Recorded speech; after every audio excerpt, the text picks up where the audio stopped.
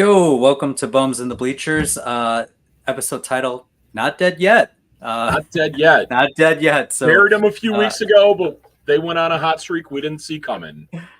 For those of you joining us again, I'm Dram Daddy, Drammy Sosa over here, alongside Praz Master, Mike Praz, my co-host. So, glad to have you back. Glad to talk some Cubs baseball again. I know we've been a little bit on and off with travel and stuff like that, but how was your weekend? I know you were spending some time with the boys. The main bums at the Lot B Cubs Sox Crosstown, right? Yeah, Whiskey Comiskey. How was that? That was a fantastic time. As Baloney says, we were walking Undertaker meme. Thank you, Baloney. Yeah, fantastic time with the bums. Chef Ruddy making incredible food as always. Went full Chicago style with it: hot dogs, Polishes, brats, good selection of beer. Wound up getting pranked at some point by one of our friends, our good friend Marge from the all sports scene. Didn't realize that all night I had a sticker on my back advertising them. So you're welcome, Marge, for that free advertisement of your content. But all in all, great time. Was out in section 108, popular section for Sox fans, if you know. And they, I'm friends with a lot of those guys. I've obviously been friends with the bums, decent time too. And it was kind of the first time for them ever seeing like the full side of me where I'm just, full meatball Cubs fan instead of being like somewhat supportive, friendly to the White Sox with them as they watch their team probably lose.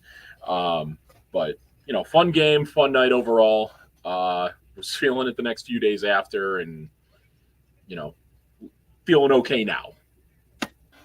That's awesome. Yeah, I was so bummed I couldn't make it out. I had such a busy weekend, man. It was so first of all, I know we talked about it on one of the last shows. I was celebrating a birthday last week. Very nice. Which was appreciate it. So year 39, the last one before the big 4-0, but I had a couple of days off. I was in Kentucky over at Bardstown, so be on the lookout. This will be coming soon. This is for Malloy's. This is a Bardstown rye pick, which I'm super excited because this is the Bardstown Rye Origin Series, single barrel, which are finished in West Virginia cherry split staves. So really just unique, flavor profile, a lot of like deep cherry, a lot of deep like, red fruits and rye spices. So, I mean, it's a great rye. We picked a great barrel. It was really, really close between two and found out they were actually sister barrels. So made it really, really hard to pick at that point, but I didn't think there was a loser between the two. So check out Malloy's hopefully in the upcoming months, as this kind of get bottled up and rolled out over the next, few months. I'm thinking like fallish, winterish, it should be out, which it's rye season. So that'd be great. Get your hands I know we on talked. things. Yeah. And I know we talked pre-show. I actually, so I got to share this. So, my wife and I, every year we take each other out to dinner, right? And it's our thing, right? We like going out to dinner. We don't get to do it a lot anymore because, we have a kid, having a toddler really kind of makes it more challenging to have those, mom and dad night outs. So got the grandparents to watch our daughter. We went out to dinner. My wife's like, we always like to try something new, right? I think that's kind of our thing. So my favorite steakhouse is Chicago Cut. I love going to Chicago Cut. I recommend it to everybody who comes into the city. Did I lose you there? No, I'm still Chicago here. Yeah. Yep, there we go. You were saying Chicago Cut's your favorite steakhouse? Yeah, so Chicago Cut's my favorite steakhouse. I love going there every year. I recommend it to everybody that comes into Chicago or friends and family. It's my place. But she looked up STK, which I had never been to. Had no idea what it was about. I just knew that it was a popular steakhouse. So we went, I had no idea what I was walking into, by the way. Like, I just thought it was a regular steakhouse. When I looked at the menu online, there were no prices. So I'm like, okay, it's probably a pretty elevated steakhouse, right? Like, whenever you don't see the prices on the menu. Yeah, thinking like market price or something like that. Yeah, like it's probably got to be pretty elevated, right? So we walk in. I had no idea that there was going to be a DJ and a DJ booth as we walk in, I was completely taken by surprise by that. The DJ was probably in her 50s, if I had to guess. So that threw me off as well. But she was playing some like 90s music to like club beats, which I wasn't mad at because I'm like, all right, this is my era. I love like 90s music. It was great. For sure. But we sat by the DJ booth and I'm like, this is so fucking weird. Pregnant woman walks by reeking of weed. I'm like, what the fuck is going on? I start looking around. The waitress came over and she carded me. I haven't gotten carded in a very long time. So I was appreciative. And then I start looking around and realizing like, okay, it's kind of young in this place. It felt really young, like a lot of like early 20s, like no dress code, people in t-shirt and ripped jeans, gym shoes. And I'm thinking, wow, for like the prices that I'm seeing on the menu, like this, the math isn't mathing, Exactly. Yeah. So then we have our dinner, food was great. I mean, the food was phenomenal. I was really, really pleased by it. I got a bone-in fillet. My wife got the sea bass. Phenomenal food. Really loved it. We did like their tater tot, which was like really big, like fried balls of like mashed potatoes that like had like cheese and like a pepper. Like it was great. Loved it. So hold on, Peter. It gets better. So we're sitting down, we finish our meal. Waitress comes over, like service great, food was great. She's like, do you want a dessert? And I was like, you know what? I'm so full. I'm not going to have room for it. But my wife loves dessert. She's like, let's take a look at the menu. Look at the menu. We're like, we're good. We'll just get the check and go. And then, the waitress was like, hey, like if you give us like a review, like on Google, if you want like a little bubbly or like a dessert to go, like I could do that for you. So I'm like, okay, I work in retail. I know the power of Google reviews, right? And I'm like, I don't need anything. It was experience was great. Like the service was great. Food was great. I'm like, we can comment on that, because it was great. We would have said that anyway. Right. So I was like, yeah, we'll just do it. I'm like, but we don't need anything. So she came back. I said, hey, we did the review, but we're good. We don't need anything. She's like, well, let me just throw in like a dessert, whatever. And we're like, all right, cool. That was very nice of her. Paid the bill. Dessert's coming. The lights go off. Pitch black in the restaurant. And I'm like, what the fuck is going on? Everybody comes out with like these sparklers and like waitresses and like waiters with sparklers. And it's playing the what's his name? The Edwin Diaz song, the Timmy Trumpets. Yeah. Yeah.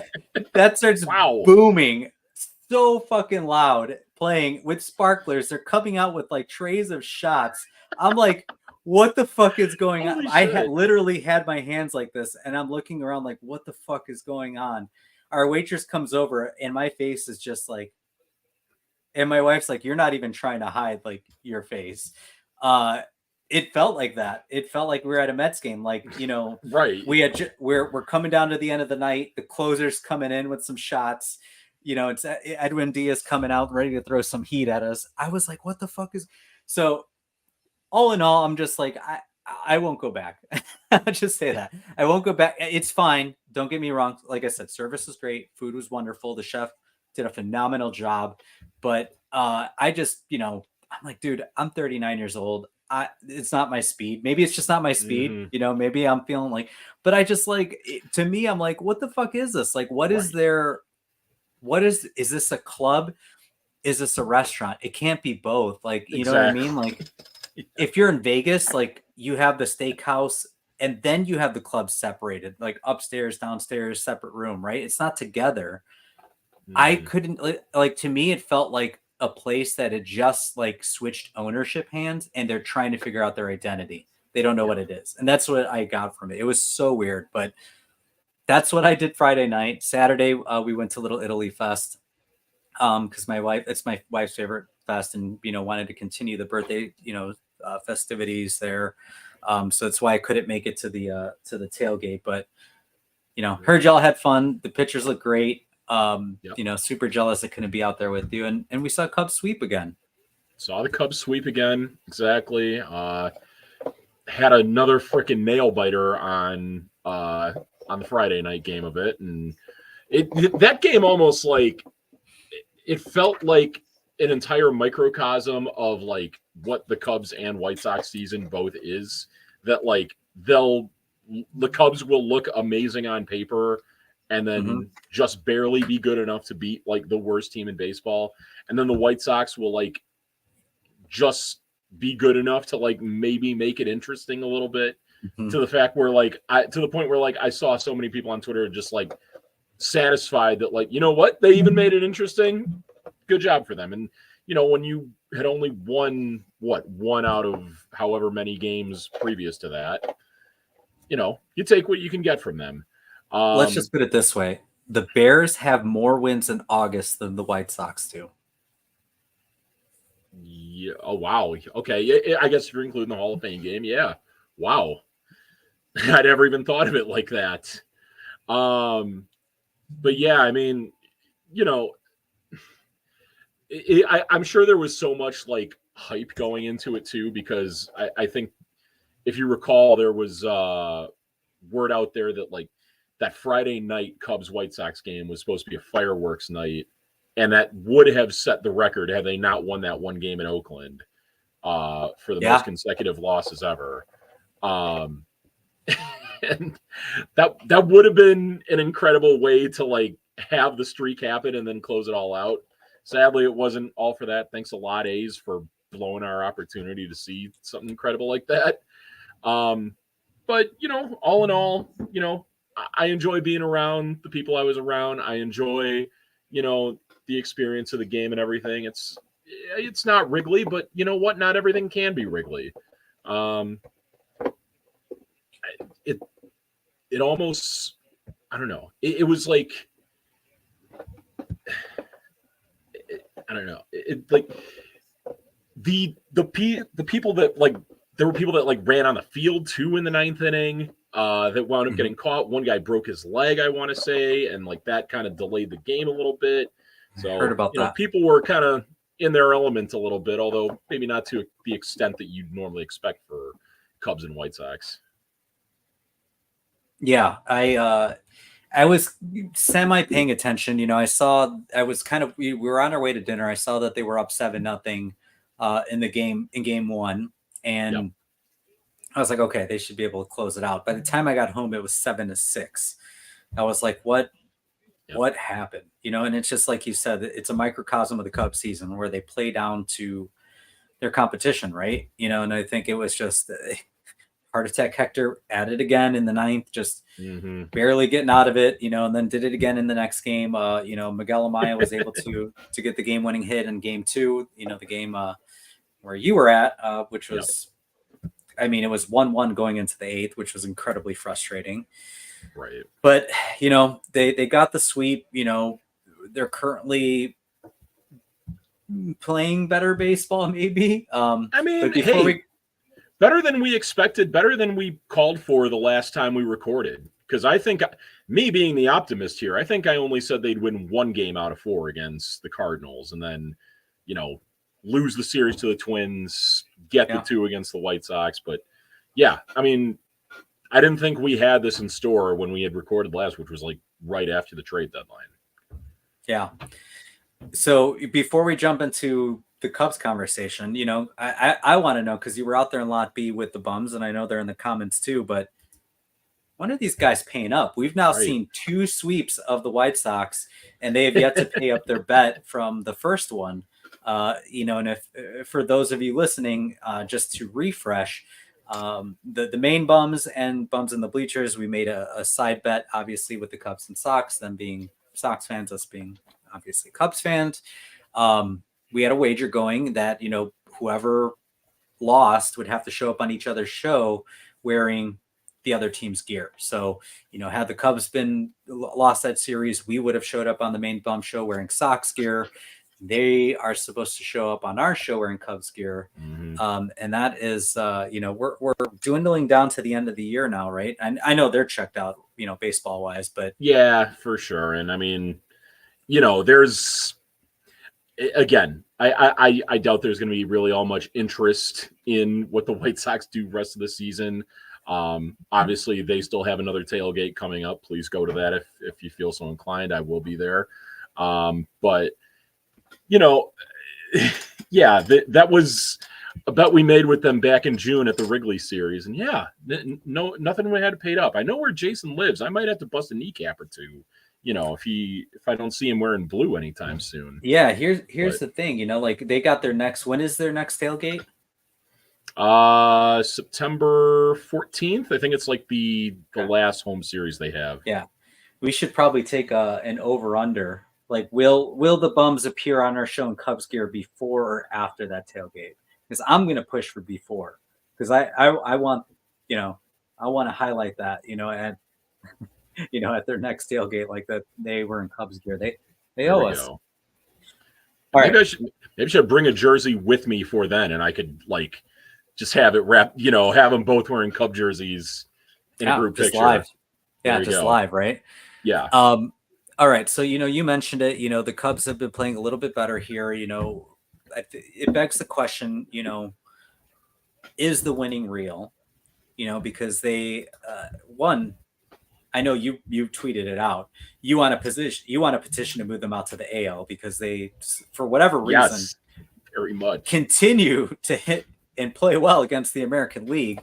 And it's the only league that we can actually beat. Because we can't do it in our own division, but right. Had they completed the comeback, just think about this last night. Had they completed the comeback, there'd be a chance that they could have had a series sweep against all three first place teams in the American League this season. Didn't happen that way, but still, to even have a series win against all three American League first place teams, damn impressive. Right. Yeah. So, is the winning real? Your thoughts? Do you think this is real? I want to say I'm leaning more towards yes, just because, like, I guess the thing we didn't consider at the trade deadline is that the only guy they really took a net loss, a major league talent perspective in a trade from, was the Mark Leiter trade to the Yankees. When it comes to, trading Morel for Paredes, that is at worst a lateral move. At, somewhere in the middle, it's an improvement in some sorts. So, it's not like they really fell off all that much, and it's been better performances you've seen from the bullpen since the start of July. They're up to seventh lowest ERA from their bullpen in the majors for the season. And that was after they got off to like a horrendous start for the season. Now, obviously, let's not all buy into that and think that the bullpen is fixed now, because I don't think it is by any means. And they definitely need, to go out and address that this offseason. But, they made a strong turnaround with a lot of guys that they had called up or that they had traded for even earlier in the season, with, getting Tyson Miller, calling up Porter Hodge. Guys in the rotation have really emerged in the case. Shota, obviously, but like Justin Steele is kind of become like every bit as good as he was last season. So, and I guess the thing with Steele too is like, you had the big concern with like how he was going to fare in the extended innings last season, when it would be the first time in his career that he would have to deal with that sort of workload. Well, he's already dealt with it now. With the year under his belt, maybe this rest of August and September goes a little bit smoother for him than it did last season. So I think it's real, and I also think that, we'll get into it later, the schedule does favor them going down the stretch too. It does, yeah. It's interesting because they've won 8 of their last 11, as I've displayed here. And against the Cardinals, the team that they're chasing, against the Twins, who are, was it the Twins? I'm sorry. Was it the Twins? No, it was the Twins. They took 2 out of 3. Yeah, they took 2 out of. Yep. They took 2 out of 3 from the Twins. Which they're also currently in a playoff position. They took care of business against a bad White Sox team, barely. They lost the opener of this series, and right now they're currently tied 1-1 in the. I think we're going into the third now, if I'm not mistaken. But Yes. um, you know, I'm still on the fence if this winning is real or not. I think it's, and we obviously we're going to jump into our next segment. If realistically, are they going to be in or out of the playoffs? I have a hard time leaning towards like the winning real because they're still struggling to win that first game of every series, right? And if they're going to make a run towards the playoffs, you got to start sweeping series like here and there. They've got to get a couple sweeps in here. They can't just chip away at 1 out of 3, 2 out of 3. They've got to start sweeping series, and they just continue to struggle winning the first game of every series where it's like, they lost the opener against the Twins. They lost the opener against the Guardians. They came back in that series, that game against the Cardinals to win the first game of that series. If you recall, they won that one 5-4, like in a thriller. Before that, they played the Reds. They lost the first game out of that series. They lost the first game out of the Kansas City Royals series before that. They lost the first game of the series against the Diamondbacks, before that. So it's going to be really hard to define if this team is serious or if they're real when they continue to just stumble out of the gate for whatever reason it is. I think I don't know if I've ever seen a season like this where they just struggle like in that first game of every series and just, it's great that they've been taking 2 out of 3 after, but they got to start sweeping some series here. Exactly. Yeah. They have a lot of ground to make up. And to be fair, I feel like they've jumped a lot of teams that I wasn't expecting them to jump so far. Mm-hmm. And I will say too, like, this would probably be a much different conversation had they lost either of the games against the White Sox. I would have probably declared the season over with at that point. But they are taking series. They do need to be better at, like you say, winning the first games of those series, especially last night in a scenario where, the pitching matchup does line up favorably to you. I'll get into more of what happened last night when I get to my L, because screw that home plate umpire that absolutely jobbed Shota on the one call in the fourth inning.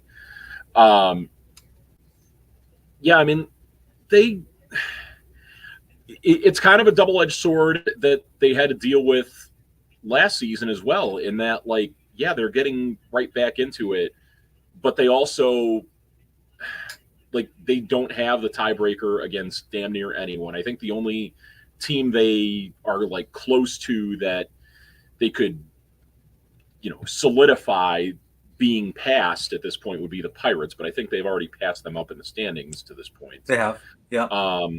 So we'll see. It may or may not matter. But I think that, on one hand, I think the winning is real. On the other hand, like, it's maybe too late to still be thinking about playoffs, because I think that you not only do you not have any chance of, like, really getting any ground in a tiebreaker or anything like that, but you're done with the Cardinals for the rest of the year. You're done with the Reds. You're done with the Brewers. You're done with really every NL team close to you. Like, the only NL teams you really play that are in the race for the rest of the season are going to be, like, I guess you could say the Pirates, because they're not all that far back. And then you play the Dodgers in LA, but, you figure by then in September they'll have everything wrapped up. Same thing with the Phillies, like, second to last series of that season. But where do you see it? Yeah, I've got some numbers for you. So right now the Cubs are 4 games back of a wild card spot. They are a game and a half back of the Cardinals and Giants, that to get to the last spot. They are 3 games back of the Mets, and then right now the Braves hold the last wild card spot, which the Braves are currently having some injuries on their team right now, and have been struggling as of recent. The Mets have lost 3 in a row. The Cardinals lost 2 in a row. Giants have lost 2 in a row. So they're playing a little suspect baseball right now. And the Giants made some trades at the deadline, shipping off some pieces. So I wonder how long they'll be in the hunt still. Okay, so I want to read this to you. I looked at Fangraphs today. This is again; these are just guesses. These are all just analytics, right? That have determined what the potential records for these teams through the remaining of the year will end at. So right now, the Phillies, Brewers, and Dodgers are all in position to win their division. They've got the Phillies finishing with a 93-69 record. They've got the Brewers finishing at 89-73. They got the Dodgers finishing at 95-67. So I think we can agree that these teams will most likely win their respective divisions. Quick aside on that for a second. How surprising is it that like the race for a division that is the most close right now is the NL West? You probably would have thought that like the Dodgers would be the furthest away, especially when you consider like how how bad it's gone for the Braves this season. Yeah, exactly. Yeah. Yep. Well, to be fair, if you want to go back to our preseason baseball extravaganza with the bums, I predicted the Phillies to go all the way this year and win their division. I think I was the only bum that actually picked the Phillies to win the division over the Braves. So just going to tip my hat to that. But anyway, so those three we are slotted to potentially win their divisions. I think that feels pretty good, and I think they most likely will win. The three wildcard spots that are predicted to finish are the Padres with a 90-72 record, the D-backs at 89-73, and then the Braves at 87-75. Okay, so as I'm looking, the Cubs are currently 59-61. They have 9 games left the whole year against teams that are above 500, and they have 31 games against teams sub 500. So they have 40 games left. So they've got 2 right now against the Indians in August. And then they play Toronto and Detroit, the next homestand. Toronto, Detroit, Miami, Pittsburgh, and Washington to end August, all sub 500 teams. Although did you mention the Pittsburgh Pirates in that stretch too? Yeah. Mm-hmm. That is one that does give me a little bit of pause though, depending on how the pitching matchups wind up in that. Although at that point though, maybe you get far enough into the season where the Pirates are out of it and maybe they shut down Skeens and Jones, but they have to. I mean, if they're out, they're going to have to shut them down because they've never pitched this many innings anyways. They've got to be on limits. But anyway, so going into September, they only have the Yankees, the Dodgers, and the Phillies. So they have 9 games in September. So let me backtrack. They have 11 games against teams over 500. So 2 this month with, tonight and tomorrow with Cleveland, and then 9 games in September against those teams. So I'm just going to throw this out there. You're playing teams above 500. The Cubs have not played teams above 500 particularly well. So let's say best case scenario, they go 5-6 against these teams, right? Mm-hmm. They've got 31 games left against teams that are sub 500. So if they go 5-6 against these teams, that would put them at 64-67. Okay. Excluding the 31 games. Now, if Atlanta is predicted to be at 87 games, that means the Cubs are going to have to win 88 games in order to get into the playoffs, because to your point, they have no tiebreakers right now. They are bad against the NL East. They're terrible, putrid against the NL Central. And then NL West, they're not good either. So the only league they can beat is the American League, which does not help any of the tiebreakers for the Cubs. So they have to win 88 games to get into the playoffs, meaning they have to go 22 and let's see, they've got 31 games, 22-9 against these teams that are under 500 in order to theoretically get into the playoffs. Okay, so that's after you assume that they take 5 of the next 11. Correct.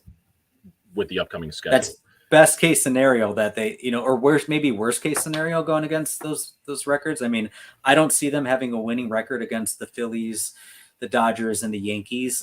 I think it's going to be so hard to do that. But the Phillies, though, may. I know I said this last season when it came to it's end of September. Yeah, it's end of September. But I said this last season when we were coming down the stretch and there was a Braves series that the Cubs wound up getting swept in after they had everything wrapped up. So I don't want to speak too early on that, but you and you know what? Now that I say this too, the Phillies, if everything holds out, like they will probably be the best team in the National League, and that was the same case for the Braves last season as well, and they didn't exactly rest any of their starters. So, I mean, it's a tall hill to climb, and even with some pretty damn easy opponents, like in order for them to do that, they when they go to Coors, they have to sweep. When they play the A's at Wrigley in mid-September, they have to sweep. When they play the Nationals, both in DC and at Wrigley, they have to sweep one of those. Yeah. So, and that's where I don't feel super confident, especially because, again, we talked how they play down a competition. Sometimes they still have to face the Pirates, like you said, which they don't particularly play them well. They still have to face the Reds at the end of the season. And, I think Cincinnati would still try to play spoiler at the end of the year, regardless. I just, I'm having a hard time really seeing this team go 5-6 against the Yankees, Dodgers, Phillies, and then going 22-9 against these bad teams. I think that's a tall task. And they still have, like I said, they still got teams they got to jump. They still have to jump San Francisco. They still have to jump the Cardinals. They still have to jump the Mets, and then they'd have to jump the Braves. And again, like, you have to hope that the Braves injuries are going to hurt them enough to get them out of that spot. You're going to have to hope that the Mets cool off, and stay cool. I don't know about the Cardinals being for real. I think that their record, I think we've talked about it, I feel is inflated. They played better than what their record should be. I think the Giants have a realistic chance of falling off just due to some of the trades that they made at the deadline. So I think they can jump those two teams, but I think, man, it's going to be, that's a tall task to complete.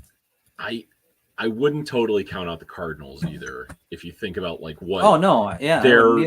just what their trade deadline acquisitions were, like getting Eric Fetty, and the fact that he had the one bad start against the Cubs, but with a starting pitcher that you acquire at the deadline, it does take some adjustment, and not all guys get to that point where they need to be right away. So I mean, it feels like the Cubs, they're finally playing probably to the level that they were projected to play at the beginning of this season, but with everything going against them, that they don't have many impactful head-to-head matchups, and that they don't have any of the tiebreakers, it may wind up being too little too late, but that's this is starting to feel like this is all what Tom Ricketts' plan was. Just have it be where you're playing meaningful games in September, but not have it worth anything for a second year in a row. Look at you. Come with me. Come to the dark side. Come with me. Look at you. I don't know if it's you getting into your 30s, your hangovers you said are already lasting longer. You're becoming a little more pessimistic. Come with me, Praz. Join me. Misery loves company. Exactly. You must have slipped something in that whiskey bottle you gave me. So I know we talked about the Cubs are currently playing Cleveland. This always brings back great memories, right?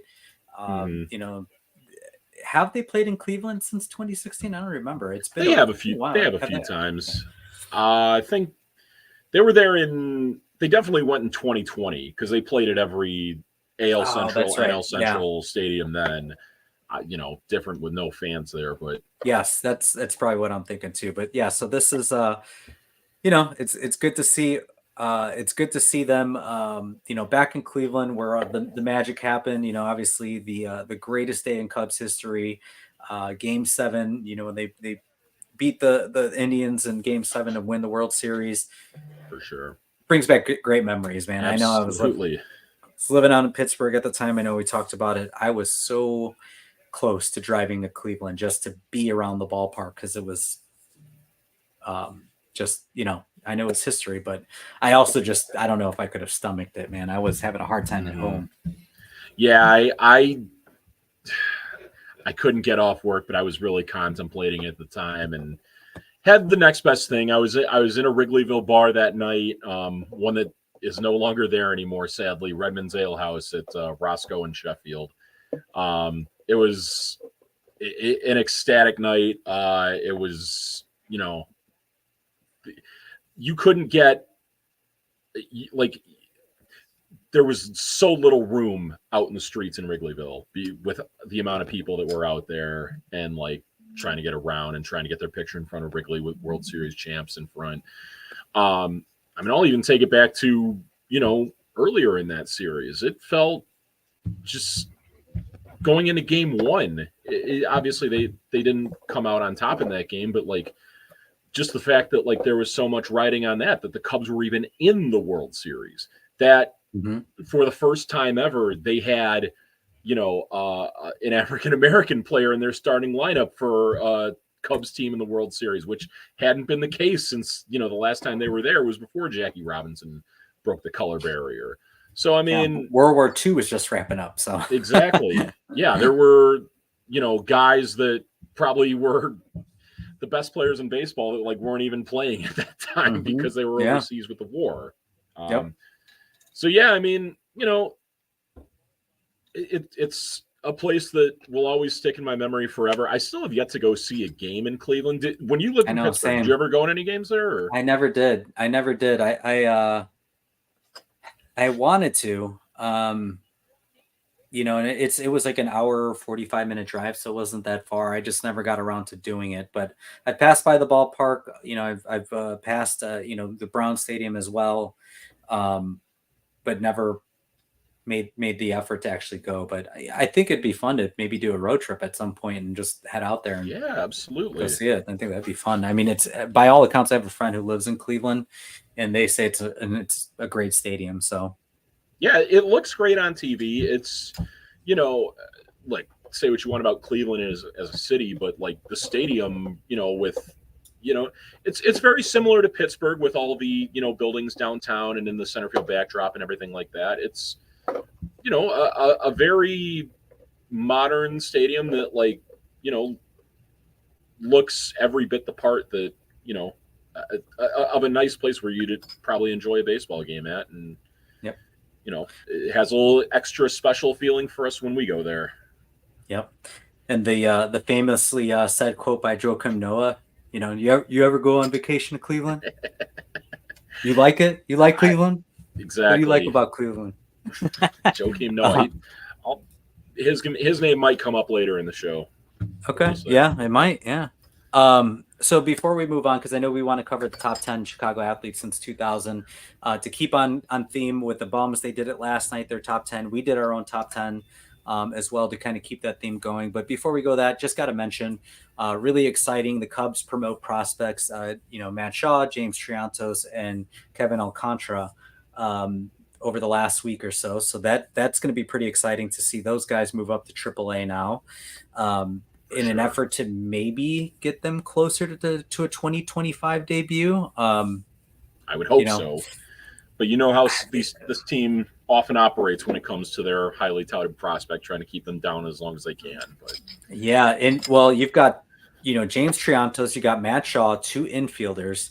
I think it's interesting as they kind of move up to AAA and they kind of finish out their year in AAA. It's going to be interesting to see what happens in the offseason, because I think there is a certain second baseman that could maybe be on the block if one of these guys is ready to make that jump in 2025. So you read my mind exactly. Yeah, if there may be a log jam that wouldn't necessitate a trade where Nico Horner is on the move, and maybe one of Matt Shaw or James Triantos is your opening day second baseman next year. The guy who's torn it up though since he's gotten there has been Alcantara. So far, 6 games, has 2 home runs already, a 1032 OPS.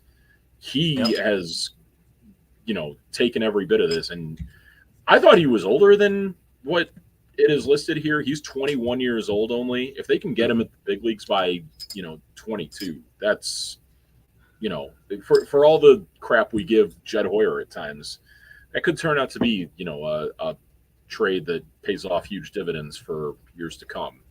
Yeah, it's going to be interesting because I don't know where they're going to fit these guys. Because I think, like, you got Triantos, you've got Matt Shaw that are, second base, third base, infielders, right? They just traded for Paredes, who's going to be locked up for, another 3 years, right? And then you've got Swanson, who's locked up for another 5.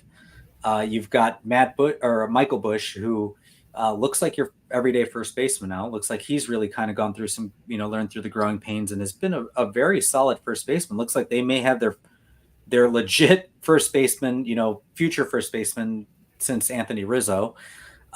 Your outfield is feeling a little log jammed as well because you've got your corner outfielders in Seiya and Hap signed for the next 3 years or 2 years, 3 years with no trade clauses. It looks like Pete Crow Armstrong may be turning the corner with his offense recently. Yes. So that may be your everyday center fielder. Doesn't look like you're going to be able to get out from underneath the Cody Bellinger contract. So he's probably going to be your quasi center fielder, first base, DH. You know what? You never know with Cody Bellinger because he, last few years has only really, he took the 1-year deal initially with the Cubs. Take, this deal so far, like he has hit pretty well ever since he's gotten back off the injured list, even though he just struck out right now. Maybe he's listening to me saying like, trying to get him to waive his opt or enact his opt out. Easy for me to say. You never know. A spot could open up. There's always there will always be teams that would be interested in a player like that as well too in the offseason. So, you never know what can happen. And things are at least in the minors looking fairly up for the Cubs right now as, 3 guys get promoted to AAA. Yeah. All right, let's jump into our top 10. And this is pretty funny. So, I got to listen to most of the Bum Show last night. I didn't get to hear all of it, which I think was great because it didn't sway my top 10 in any way. You and I didn't talk about our top 10s until we finished our list. Mm-hmm. Oddly enough, we picked the same players. We did different order, and I think this will be fun because I think we can maybe debate like where we came in. So sure. We're going to jump into the Praz and Dram Daddy's top 10 here. We're going to start with Praz's number 10. Well, did we want to do some honorable mentions first at all, or did you? Yeah, I guess. Yeah, let me do that. So real quick, I want to say that I have some honorable mentions. I also wanted to make sure when I did my top 10, as people see these, I want to make sure everybody understands why I left certain people off. I didn't have a Candace Parker. I didn't have an Angel Reese. I didn't have a Mallory Swanson. I didn't have like a Ben Zobrist or even a Jake Arrieta because I felt like they haven't played it enough in Chicago or their impact wasn't as tenured yet. Mm-hmm. So that's why I left them off the list. I wanted to keep guys on the list or, females on the list that have had long-standing tenure in Chicago and had that success. Right. Also didn't put Frank Thomas or Sammy Sosa because most of their success was in the 90s instead of the 2000s. But yeah, that's how I left mine. But I had, Zoe, Baez, Konerko, Arrieta, Pina Tillman, all honorable mentions. For me, the toughest cut for me was the guy that will probably go down as like the greatest free agent signing in Chicago sports history is Marian Hossa. In the Hall of Fame now, was part of 3 Stanley Cup winning teams and has his number retired and everything. That's the thing with Marian Hossa though, is that if you look at his stats, like he was a much better player, at least from a offensive scoring perspective, before he got to the Hawks than what he became, and was still a great player here as well too. He probably helped bring Kane and Taves along to become the players they would become as well too. But guys that I was thinking of, I mentioned him earlier, Joakim Noah, in my opinion, is probably like the greatest shit talker in Chicago sports history, talking about who vacations in Cleveland and calling, the LeBron and Wade Heat teams like Hollywood as hell. Hollywood. Always getting in the face of guys. Like, I'm very much a fan favorite of Chicago sports, and did win a major award. He did win Defensive Player of the Year, but I only had one bull on here, and we had the same bull. But we'll get into it now if you want. So yeah, my number 10, I went with Devin Hester of the Bears, obviously the greatest punt and kick returner of all time. A guy that they changed the game for. They made it, so that punters are more incentivized to kick out of bounds because of him. And a guy that really kind of revolutionized that position. It's unfortunate that he never really had the same impact as a wide receiver. Some might say that the quarterback that he played with may have led to that because he was not very well liked in the locker room. But we all have our opinions. That's what he claims. But as far as the punt and kick returns, the greatest to ever do it from that point of view, and one of the most exciting athletes in Chicago sports history. Love it. Yep. Number 9 for me. And hold on. I was going to do my 10. Yeah. Oh, shoot. I'm sorry. Go ahead. We'll go 10, 9, 9. Yep. Yeah. My 10, I have Mark Burley. So I got Mark Burley, Mr. Perfect Game, Mr. No-Hitter. And I've got Burley obviously lower on this list than you do. I have him as 10 because I think it was hard for me to determine, is this guy a Hall of Famer or not? I think he's, to me, like a borderline Hall of Famer, but his impact in Chicago was obviously great. So I wanted to make sure that I included him on that. And again, it was either him or Paul Konerko, I think, from a White Sox standpoint. I tend to lean towards pitching. I love good pitching. And I think Mark Burley was so fun to watch because he worked so quick. He was a savvy lefty, didn't have overpowering stuff, but just knew how to pitch, man. He was just an artist. So, I think a likable guy. Obviously did not like him when he went to St. Louis for, the end of his career. But, right. But I thought that again, it's just so impactful. I think what he did for White Sox, the White Sox teams, led that organization to a World Series, was one of the most dominant pitchers in the playoffs, that year, and honestly in playoff history. So he was a really, really good pitcher, and yeah, I got Mark Burley 10. Mark Burley 10. All right. I have him ranked a little bit higher just because. I'll get into it later, but for number 9, I have another left-handed pitcher in Chicago baseball history, pretty big one, John Lester, 2016 World Series champion, was a runner-up for the Cy Young in 2016 as well, an LCS MVP. And the thing that I hadn't even realized, 2.44 postseason ERA as a Cub. The only guy I could find with a lower one, and this was obviously in much more limited role, was Mark Pryor, and he only had the one run, really. So, yeah.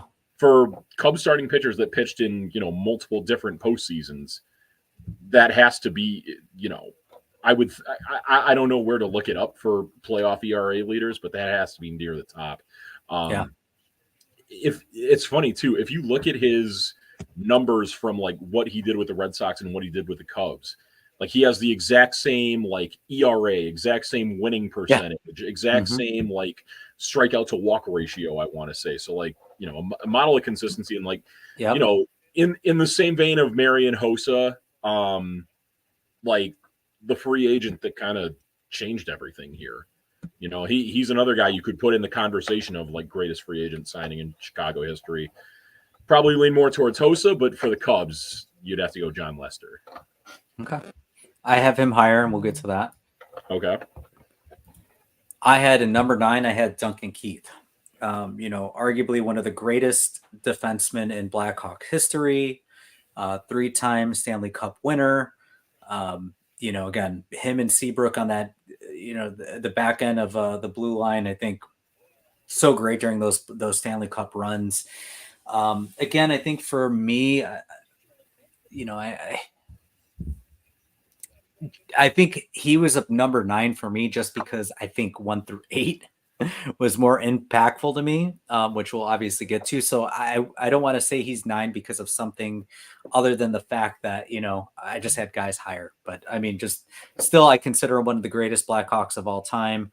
And again, like his impact with the organization and the city were just, they meant so much. But For sure. I have him slightly higher because, I mean, there are some accomplishments that are only touched by, very few players, but we'll get to him later. I have at number 8, I have the captain of the Cubs from 2016, Anthony Rizzo, 3-time All-Star, 4-time Gold Glover, the leader of that team, had probably the moment that kind of turned the trajectory of the Cubs franchise around, going out and yelling at Aroldis Chapman after seeing his teammates getting thrown at back in 2014. And the franchise kind of took off from them, was always a great mentor for Chris Bryant when he first got called up. They were like best friends with each other. And, I have a great deal of respect for guys like him who, when he first got here, the franchise was in a much different place than where it wound up being at its peak. Yep. He, from start to finish, was like, the heart and soul of those Cubs teams, whether, they were losing 100 games or winning 100 games and going on to win the World Series. Yep, I agree. I mean, at number 8, I also had Anthony Rizzo. I had captain, my captain. I think when you think of like baseball, you don't really think of like a captain like you do hockey or football or anything like that. Baseball is a little different, but I think with Rizzo, I think you nailed, you hit the nail on the head. I mean, this guy was so impactful to that organization because he started out when, they were a losing team. I mean, he came into the league, had a rough first year, and we kind of, we made the comparisons with Michael Bush early on when, Bush was really struggling offensively, how Rizzo struggled offensively at first and then became, the beacon of consistency in the city where he averaged 30 and 100 almost every single year, it felt like, right? And not only that, but won Gold Glove, Platinum Glove, like just great defender, all around good guy in the city. And does great things for, kids with cancer as well too. Yeah, absolutely. Goes And I into think it as like, well. Yep. and when I think of, I think of that World Series run and the final out, this is the image I always think of is the arms in the air, couldn't believe, put the ball in the back pocket. Like that's what I envision. So I've got Rizzo at number 8. You got it at 7. At number 7, a guy who probably had the highest peak of anyone on this list, Chicago's very own Derrick Rose, MVP in 2011, the youngest MVP ever, Rookie of the Year in 2009, the number 1 overall pick in 2008, 3-time All-Star, has, just like Devin Hester, has the Derrick Rose rule, although that has more to do with, contracts and, how that can be renegotiated. But, a guy that even today, when he comes back in whatever uniform he's in, I think he's with the Grizzlies now, anytime he makes an appearance at the United Center as an opponent, gets a standing ovation. A shame chance. that, the MVP chance, exactly. A shame that, it all kind of came crashing down in that 2012 playoff series when, the Bulls had a big lead and he didn't exactly need to be out there, and he still was, and it was never really the same after that. But, a beloved figure in Chicago that, will always be like the athlete that was like probably at the highest of the top of the mountain that I've ever seen. Like, because he's the one guy I could think of that like had real consideration for being the best player in his sport during the time of 2000s to present. Yeah, I have Rose higher, and we'll get to that. But my 7 and your 6, not to steal your thunder, are the same. But I think it's a good segue. I've got Chris Bryant as number 7. As you have in the next graph here, 2016 World Champion, MVP, Rookie of the Year, 4-time All-Star. It's crazy to see the rise and fall of Chris Bryant now, where you're looking at his career WAR with the Cubs was like 31 or something like that career WAR, and he's got like a negative WAR with Colorado right now or something. It's yes, it's pretty sad to see, but it is. But again, guy that just like Derrick Rose, I kind of intentionally had them back to back with each other because like you think those two guys getting off to like the best 3-4 year start of any career that a Chicago athlete probably has, from being, the number 2 pick in the draft in 2013, and then just tearing it up in the minors, winning college player of the year, minor league player of the year, rookie of the year, MVP. And like, you thought this guy would be on a Hall of Fame trajectory. And it's a shame that it fell off as hard as it did, but what he did in 2016 was incredible, not just from the fact that like he hit the cover off the ball as well as he did, but for the fact that he was like as versatile as he did, not just from a position standpoint, but he could get things done. When he was healthy, he could get things done with the bat. He could get the things done with his legs. He can, probably not the best fielder at any one position, but could be serviceable at, 5 or 6 different positions for you. He was like the dream player for Joe Madden when he became manager, and then later, a few weeks into the season, he came up and became that kind of guy he could use in any role. Yep. All right. I'm going to go to my number 6, which you had earlier in the show. I got Devin Hester, and I've got Devin Hester this high because 1, Hall of Famer, 2, you said it earlier, just reinvented the game. I mean, this is the greatest kickoff returner, punt returner of all time. He opened up the doors now for, past and future kick returners, special teamers for the Hall of Fame, with his John, did I lose you? No, I'm still here. Can you hear me? Yeah, I got you now. Yeah. So, I mean, he, to me, this is a guy that paved the way for future special teamers for the Hall of Fame. And, I have him higher because, again, like when you impact the game the way that he did, not just the organization, the entire game, to me, you've got to rank him higher than what I think what you had him. I got him, up to 6, kind of middle of the pack here, but he was must-see TV. I mean, when they kicked to him, it was everyone stopped and you held your breath and you watched. Oh, absolutely. The fact that you knew in the Super Bowl game when they kicked to him, as soon as it happened, every Bears fan was thinking the same thing. Dungy, you idiot, because this guy is taking it to the house, and he did. And that was unbelievable to do that in a Super Bowl game, the first play of the game. And that's who he was. I mean, that's the memory I'll forever have of Devin Hester. I'll remember the game that he had 2 touchdowns against the Rams. I'll remember the Cardinals game that he had the punt return. The Cardinals comeback. Yep. We are the Bears who we thought they were. Yep. This guy changed the game. So I've got him at 6. Yeah, that's fair. The thing with Devin Hester, why I maybe didn't have him just as high, like I said, it's not his fault that it didn't work out this way, but they tried to use him as a wide receiver. I take that out. Exactly I don't even count wide receiver part of the equation. I'm just strictly as a special teamer, again, opening the doors for the Hall of Fame for others. That's where I kind of played it. Fair enough. That's a good point. All right. You're number 5. All right. So my number 5, and this is the highest ranked baseball player I have on this list. And it's not a guy who played for a team that I'm a fan of, but I went with Mark Burley. I went with Mark Burley ahead of Chris Bryant, Anthony Rizzo, John Lester, any other Cub that came past or present on this list. And I did it because of the fact that, like, the last thing I have listed here is that, he made his major league debut in 2000, and among any Chicago baseball player, probably, among any Chicago baseball player that made their debut in 2000 or later, has the best chance of making it to the Hall of Fame.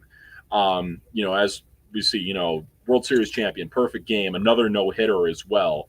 I said in there that he probably should have been World Series MVP in 2005, just for the fact that on back-to-back nights, he got a save and he got a win. So, probably the most impactful just from a pitching perspective, probably the most impactful pitcher that Chicago has seen, 2000 to present. I know we had flashes with Kerry Wood and Mark Pryor. I know that, Carlos Zambrano was probably about maybe a hair under the level of pitcher where Mark Burley is, but it does also help that he was a hitter as well too. But the fact that Mark Burley was as important to the 2005 White Sox is, Okay. why I have him ranked as highly as he does. And, to go back on what you said earlier too, was a pitcher that didn't always have the best stuff, but made it work with the defense he had behind him, made it work with his own defense as well. He was a very good fielder of his own position. I think back to 2010 opening day, made a pretty iconic play where he made a shovel the ball kind of between his legs to get out at first base. It's Mark Burley did it all. It feels weird having a White Sox player ranked ahead of every Cub I have on here, but that's how it worked out for me. Okay, awesome. Yeah.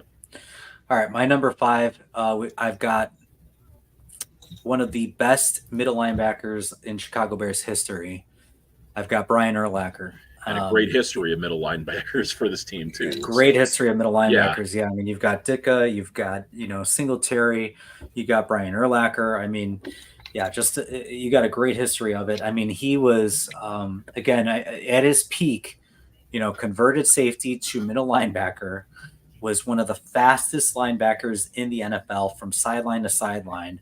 One of the few guys that actually was able to contain Michael Vick as a quarterback because he had that sideline to sideline speed.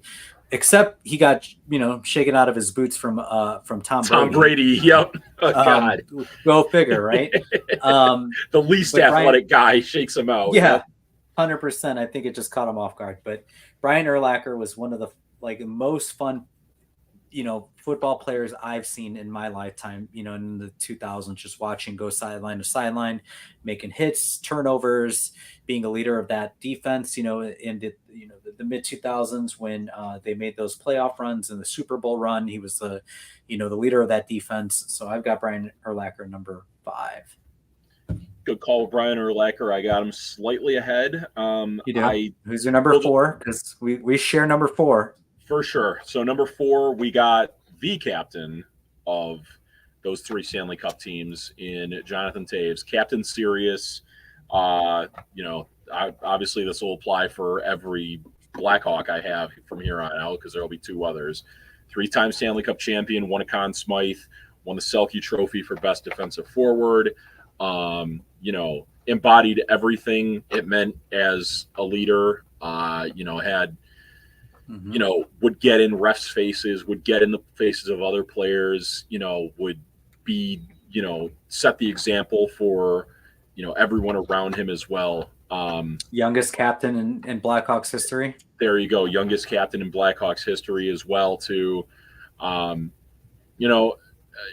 of the center version of Marian Hossa, if you will, that was never particularly that big of a scorer, but always did his best to try to possess the puck and not turn the puck over. Did every little thing on the ice very well, and a guy that was the first person to raise up the Stanley Cup, as we see here 3 different times. So Jonathan Toews, number 4 for me, and number 4 for you as well. Okay, awesome. I've got let's see, number 4, I had Jonathan Toews. Number 3, we could jump into your number 3 because you said it. I can't say any better than you did. So, for sure. Number 3. Number 3 is your number 5. I went with Brian Urlacher. Just to add on with what you said, could go sideline to sideline faster than any player in the NFL. Contain Michael Vick.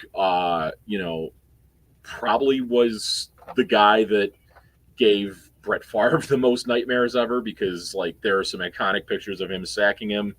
Probably had his best game ever also in a game we referenced, the Cardinals game, where he had something like 25 tackles that night en route to, what was a pretty historic comeback for the Bears. So, the thing that you'll find as I get to, the last few guys on my list is that, like, I really did value it that, this is 2000 to present, and I really did value, guys who were great over the course of multiple decades that, like, Okay.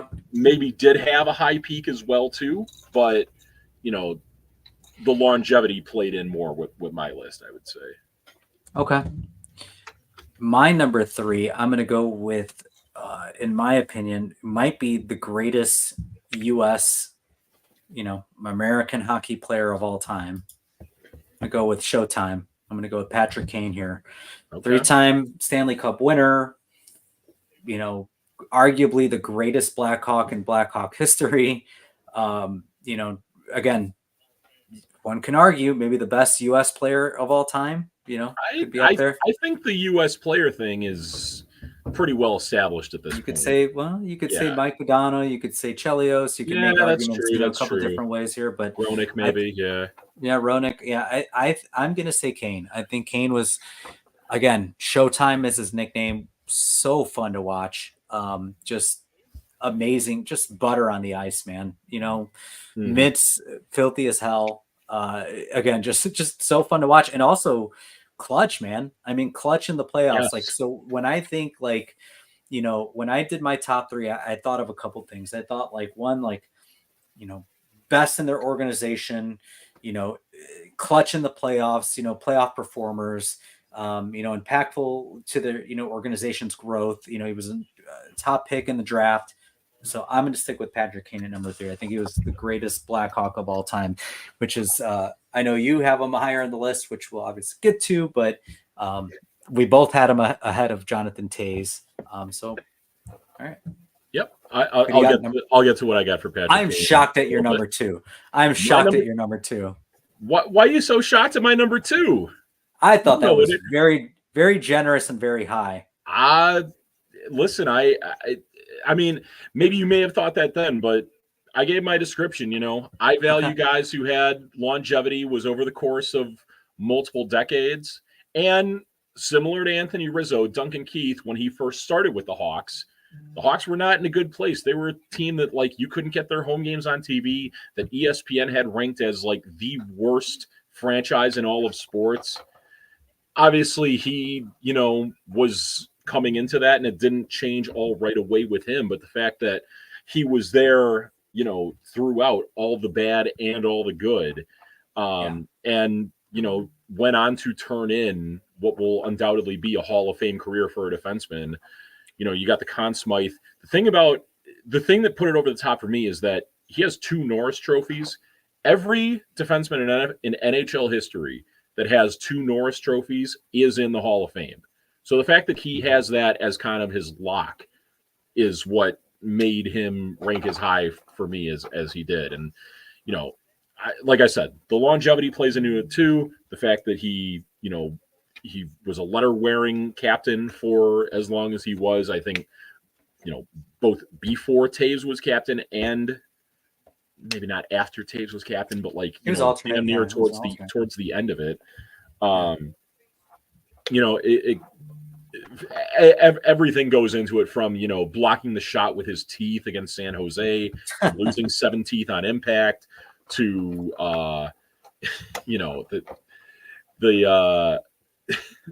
him going over to David Backes in the one playoff series against St. Louis and saying "wakey wakey" was a guy that got into under a lot of players' skin, and maybe at times had some few dirty hits, but the results are there. The 2 Norris trophies, 3 Stanley Cups, like, the anchor of that defense, and, like, the amount of minutes he played year in and year out.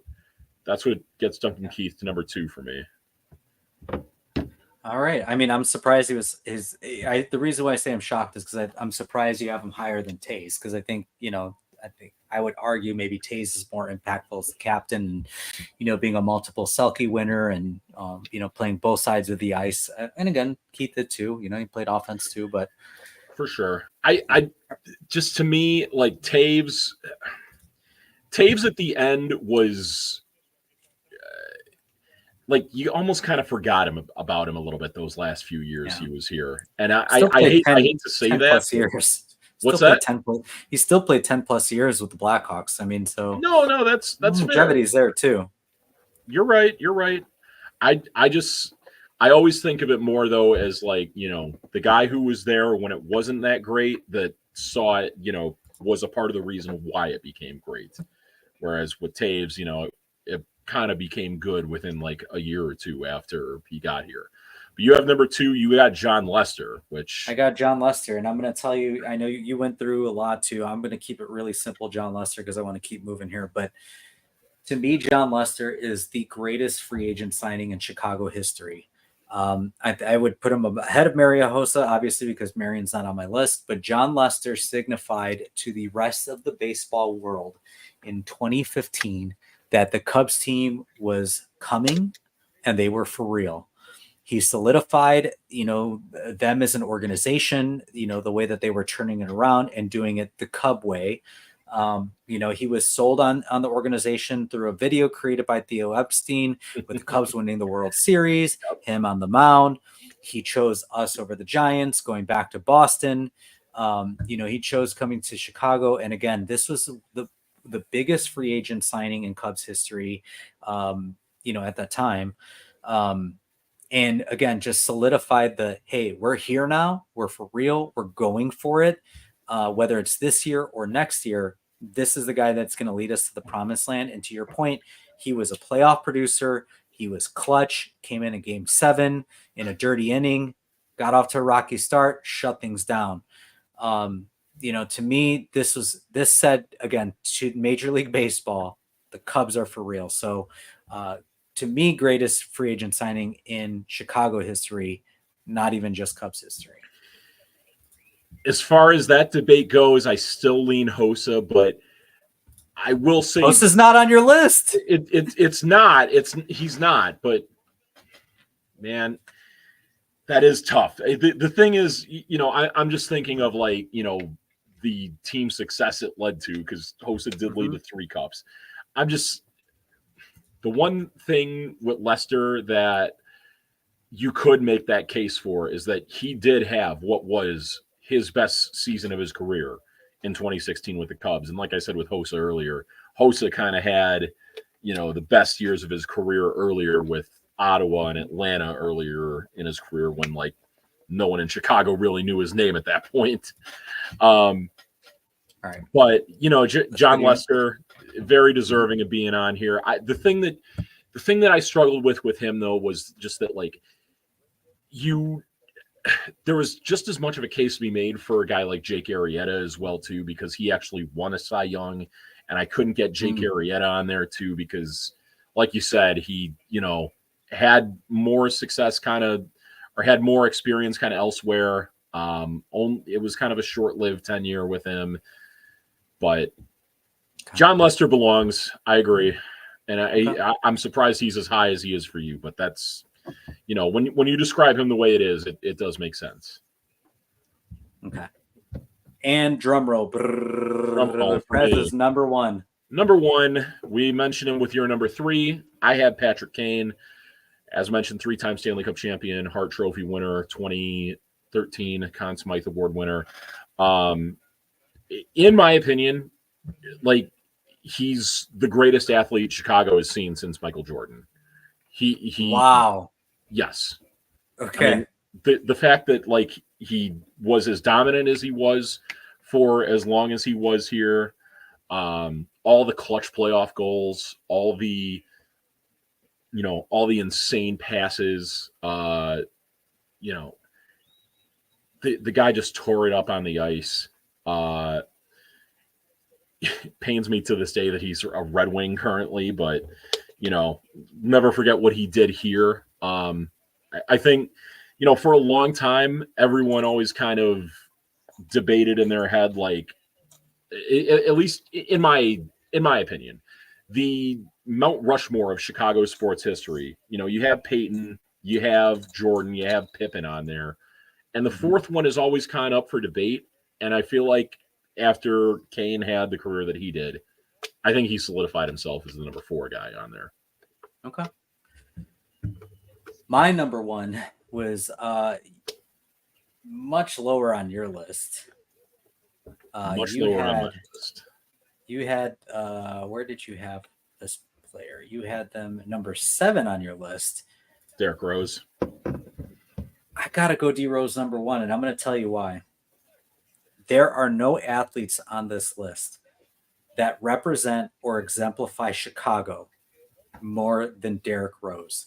When I think of a Chicago athlete, I think Derrick Rose. Born and raised from Chicago, concrete jungle of the city. Mm-hmm. Like grew up, played at grew up in Inglewood, played at Simeon, played championships at Simeon, right? So he not only did he play in the NBA, but he played actual championship games in the city of Chicago in high school. Was Illinois Mr. Basketball. Yep. Mr. Basketball for Illinois, right? The youngest MVP in NBA history, one of the great rookie of the year campaign, one of like a really great MVP season. Because I thought like when you thought of that Bulls team, that was during the Heatles, when you had the LeBron, Wade, and Bosh, right? And this guy took the Bulls to a 60-win team that had a record better than a Miami team that had LeBron, Wade, and Bosh. And Rose didn't have that second primary scorer, or that secondary scorer, I should say. He willed that team. And when I think of, you think of, he was Ja Morant before Ja Morant. He was stronger than Kyrie Irving. He was quicker than Russell Westbrook. All these guys that you look at from a point guard athletic standpoint, that was Derrick Rose in a nutshell. He was all of them combined.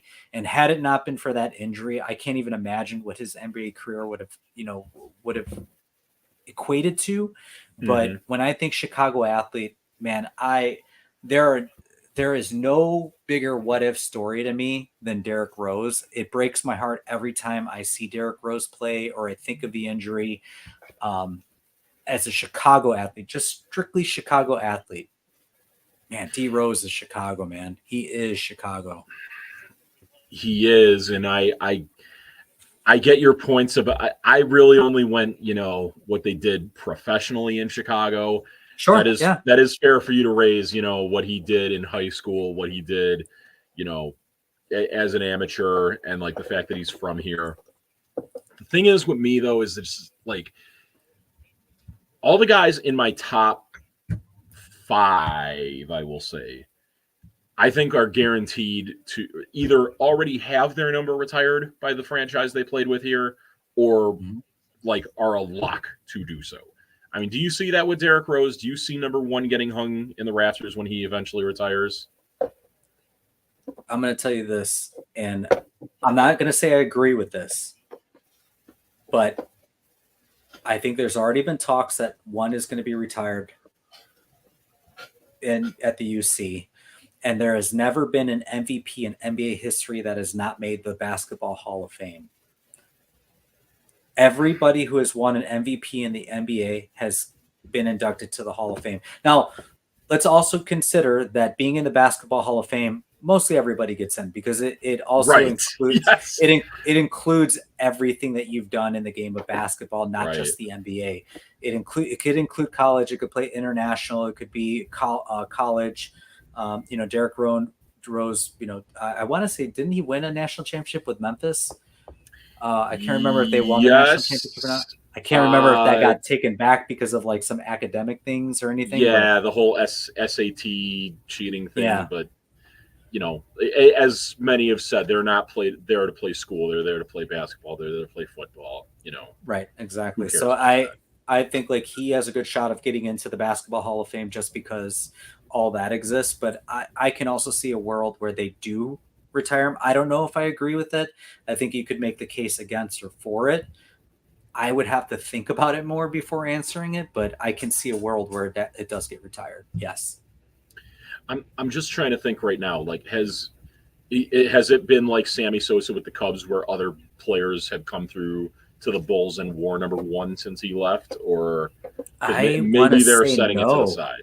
Okay, I want to say no, and I think there was recently. I don't know if it was ever reported as fact, but I think there was somebody that was traded or signed with the Bulls and wanted number 1, and they were told that they couldn't wear number 1, and it was I kind of see. like a silent like, hey, you can't wear it because this is the plan. So I don't know Right. for sure. I don't know if that was actually reported as fact or not, but I think there was some under the table like wink wink business going on there. Mm-hmm. But all right, let's move along because I gotta Sorry to jump keep off you going here. No, you're good. Let's go to player A, player B. I only did one. I'm going to keep it simple. Okay. We got player A here. Okay. Batted 247, 335, 446, 781. That's their slash line with 19 home runs, 50 extra base hits, 60 RBIs, 55 walks, 123 strikeouts. So 55 to 123 ratio, and an OPS plus of 123. Okay. Okay. Player B, batting 238, higher on base at 349, slug at 430, OPS slightly down at 779, has 18 home runs, so one less home run, 31 extra base hits, so about 19 extra base hits less, but they walk about the same, 57 compared to player A's 55, and have less strikeouts at 76 strikeouts to the 123, and an OPS plus of 122, so only 1 point less than player A. Okay. I mean, I pretty similar, but I do like that player B strikes out a lot less. Okay. You get more extra base hits from player A. Okay. I pretty sure I know who player B is, and player A, I'm not totally sure. I mean, the strikeouts are so much more with player A, but you get more production with them. Like I said, OPS really similar. OPS plus is very similar. Right. Well, and OPS overall too, because it was 779 for B. I think the X factor with me is the strikeouts. I'll go start player A, sit player B. Okay. So I'm going to add a caveat here.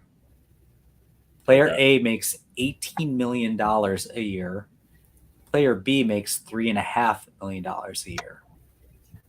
Well, so you started player A. No, starting player. I said start player B. Oh, did you? So you're starting player B, sitting player A. Okay. Yes. So starting player B is Isaac Paredes, the Cubs' new third baseman. Yep. Player A is was a popular target in the offseason third baseman for the Chicago Cubs. It was linked to the Cubs in the offseason. Third baseman Matt Chapman. Oh wow! Okay, Matt Chapman. That's better numbers than I would have thought for him because I know he didn't get off to like the best of starts, but. And I will add too, Matt Chapman has a WAR of 5.5 this year to Paredes' 2.5. Again, Matt Chapman probably a better defender. Yeah, obviously. That's true. Multiple-time Gold Glover, so yeah. So just from an offensive standpoint, very similar. For sure. All right, let's move along here. You got on this day in Cubs history, so I know you got something written up for me. Yes. Today's date is August 13th, but we are going back to August 12th of 2018. Probably one of the most iconic walk-off home runs in Chicago Cubs history. I already know. David Bodie, walk-off grand slam against the Nationals with 2 outs, 2-2 count on him. The grand slam you dream of hitting when you're a kid in your backyard, just pretending you're in the major leagues. What I want to know from you is that game was also the home debut of a recently acquired starting pitcher by the Cubs. Who was that starting pitcher? Oh man. Starting pitcher of that game, and it was their debut. Yes. He was brought up on a pretty recent podcast we did with our good friend Bernsey. Starting pitcher's debut in 2018. Home debut. He had made another start on the road, but this was his Wrigley Field Cubs debut. Ooh. Trying to think of the Cubs roster right now. Still on the team? No, not still on the team. Oh, okay. I think he's retired now. Okay. Oh my God, I'm at a loss right now. Starting Cubs in 2018. Trying to think who was on that team from a starter standpoint. I know Lester, Arrieta were still on that team. Kyle Hendricks was still on that team. Who were the other starters that year? Starting rotation of that team kind of got jumbled around because that was the first year Yu Darvish, but then he was kind of shut down in May and after he had gotten hurt. I'm lost, man. I don't know. So just for the record, you mentioned Jake Arrieta. He was not on the team anymore at that point. Oh, that's right. He was already he was gone the night. Yeah, he was in Philly. After 17. The guy who started that night was someone who 3 years earlier had no hit them with the Phillies, Cole Hamels. Oh my God. Yep. Okay. Yeah. I completely forgot about that. Yep. Yeah, that was his first start. Bastard. He did have a great head of hair, I will say. He did. Yeah. For sure. All right. Let's jump into our flying the W's and taking the L's. All right. Hello. You play to win the game. Addison is next. Doors open on the left at Addison. I say one thing. Go. Let's go. That's a W. That's E1. That's E1. That's a W. It is a L7 winning. Yeah. All right. So I know I talked about a pre-show. I just got to get my W real quick. All right. My W goes out to my lovely, beautiful, amazing wife for a great birthday gift. My wife got tickets to the Bears opener against the Tennessee Titans. Wow. In crowd to see Caleb Williams. Man, you're gonna see the debut of Caleb Williams and Connor Bedard all in one calendar year. Your wife is a queen, man. That is true. That is very true. I didn't even think about that. That is very true. She is. So she's upstairs. Shout out to my wife, man. Amazing. That's awesome. Who do you got? I got 2 W's. I got my cousin Justin, who is getting married on Friday. Going to be out in Barrington. So yeah, looking forward to that.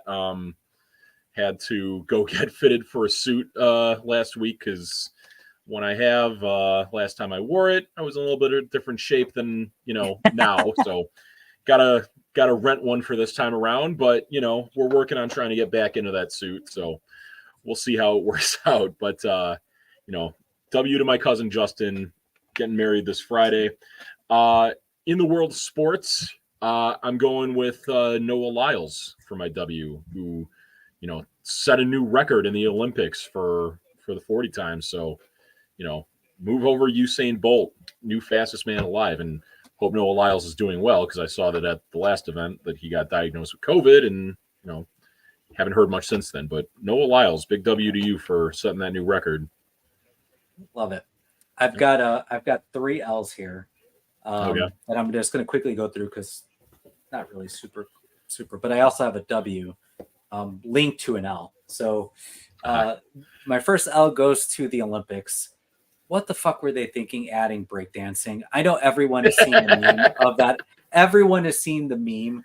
Also, I should give a W to that Australian who convinced an entire country that she was the best breakdancer in that country to get sponsored and paid to go to the Olympics. But also the Olympics. I mean, why are we having breakdancing in the Olympics? Like, come on. Like, where are we cutting off some of these sports in the Olympics? I think it demeans some of these greater sports like that. Actually, like, it means something. So L goes to the Olympics. Also want to give an L to the White Sox for firing, not because they fired their manager. God, I'm drawing a blank here. Pedro Grifol. I'm not giving them the L for firing him. They should have fired him. Not a good manager. I think we all saw that. I'm giving the L to the White Sox because I thought it was, you let this guy lose 20 something games, win a game, and then you fire him after they win the game, after they break that consecutive loss, right? Where it's like, Yeah. you know what? Let's let you go long enough to get this record, and then we're going to fire you. And so if you already knew that this wasn't going to work and you were going to replace him, which by all accounts, we heard that they were going to make changes in the offseason regardless, why are you letting the guy go through that streak? Like, it's just such poor taste. And I think it's just poor management from, it's just so White Sox. It's so Jerry Reinsdorf, and it's so White Sox. It is, to be fair to them, though, they, at the time that they won their first game in forever, they were on the road in Oakland. You usually don't, it probably would have been worse if they had fired him while they were still on the road and have him. But they should have fired him before they even before they made that trip. You're absolutely right. They were on a streak to 20 something losses. I mean, that team looked lifeless. They're not playing hard. You know what I mean? It's like, if you already knew you're going to fire him, you already saw that. Get rid of him before you do that. I mean, it was just, to me, junk. All right. But anyway, last L is tied to a win. The last L goes to Fox Sports 1 for just signing Danny Parkins to be on FS1. They have Nick Wright. They have Colin Cowherd, and now you're adding Danny Parkins. I mean, talk about like an all-star team of buffoons. Right. And also win to 670 the score for finally getting rid of Danny Parkins. So I'm done. I was okay with Danny Parkins, but he definitely does fit that mold of Fox Sports. Like, terrible. Hot take artist kind of. Yeah. Hot take bullshit. For sure. Good riddance. Get out. Gone. Because I don't watch Fox Sports 1 anyway. So that's fair. Right, good. Finish us off here. I gotcha. So one of my L's is going to be, both kind of related to one you mentioned earlier. One of my L's is going to be White Sox shortstop Brooks Baldwin, who in the game on Saturday night, when Isaac Paredes hit a double into the corner, wound up scoring Cody Bellinger. Brooks Baldwin had the ball like maybe a step after, maybe when Cody Bellinger was like a step after third base, and did not attempt to throw home. And it was as clear as day that if he had made a throw home, they would have had him out by about 10 feet. So huge L to Brooks Baldwin there. I think he was trying to maybe like make a heads up play before, like he didn't think he had a chance to get him out at home, like not risk the throw home. But, that's what he had always been scouted as, is like, the smarter player. But, if you have a chance to throw a guy out at home, you take it, man. I mean, come on. And then, also related to that too, sticking with Saturday night at Guaranteed Rate Field, huge L to the guy who jumped onto the field and broke something in his leg. I'm not exactly sure what it was, but there were two different guys that jumped on. One of them, put on a little bit of a show. He kind of evaded the security for a little bit. And then another guy jumped on and didn't really get very far. So to that guy who didn't get very far, you delayed the game for nothing for us. Huge L to you, sir. And, I hope you're doing well, but you kind of got what you deserve there. Idiot. Yes. All right. Weekly predictions. We've got 2 against Cleveland tonight and tomorrow, and then they've got 3 against the Jays. I'm going to keep on theme because the Cubs tend to win when we go live on games that they play. I'm going to say that I was about to speak too soon because the Indians just went up 2-1 on a solo home run. So, oh boy. I'm going to say that they win 1 out of 2 in Cleveland these next 2 games, and I say they take 2 out of 3 from the Jays. So I'm going to go 3-2. Dang, you're ahead of me on the stream. And that was actually the same guy that hit the go-ahead home run for them last night as well, too. Noel. Yep. Kid's a slugger. Well, seeing as how that just happened, I think I got to go same as you. 1 out of 2 in Cleveland. I think they'll probably win tomorrow. Jameson Tyon has been fairly reliable. Last start against the White Sox notwithstanding. Alex Cobb in his first start with the Guardians after being traded from the Giants. Or actually, no, I take that back. He had one other start, and by the looks of it, didn't go well. I think the Cubs take it tomorrow. And then this weekend against the Blue Jays, I think the Cubs take 2 out of 3. The Blue Jays are kind of in a worse spot than the Cubs are, and it'll be the matchup of who won the Nate Pearson trade. Hopefully, Nate Pearson goes out there and has a few shove innings. They're the Blue Jays are a last place team currently. They're not exactly close to any wild card teams. They're a team that the Cubs should, I think, get 2 out of 3 against. Yeah. Awesome. All right, so we're predicting 3-2. We'll see where that leads us. I mean, that would get them within one game of 500 again. So let's see if they can. We're chasing the dragon of 500. Jeez, it's been a long time coming. So hopefully they could get up. But all right, appreciate the convo. Appreciate everyone tuning in and listening. Hopefully we'll be back next week. I think we should be good to go next week. So I'm free thanks next for week. tuning in to Bumps in the Bleachers. Appreciate y'all. All right. Thanks for listening. Bye, y'all.